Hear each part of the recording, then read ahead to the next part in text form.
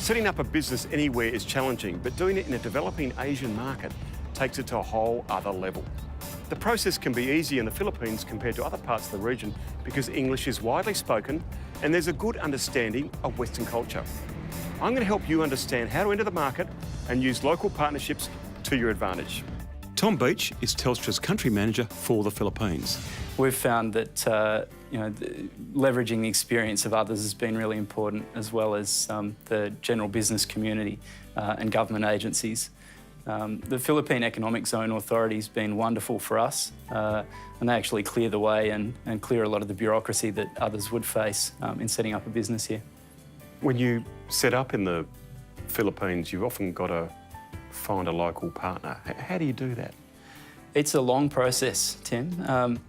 We've found that where we find partnerships is in the intersection between our strategy, our capability, and a partner's strategy and capability. And a lot of business in the Philippines is done over meals, and it's quite informal at the beginning, and it can take a long time. We've worked on partnerships for a year or two before anything fruitful has come of them. But it's worth sticking it out. Once you find the right partner, it can be a great accelerator of the work that you're doing in the Philippines. Telstra is a major employer in the Philippines.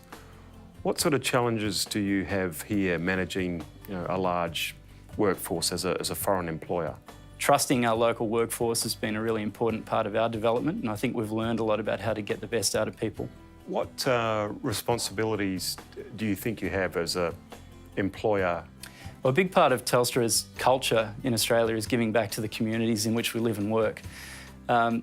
In October 2014, we started the Telstra Philippines Foundation, the first Telstra foundation outside of Australia.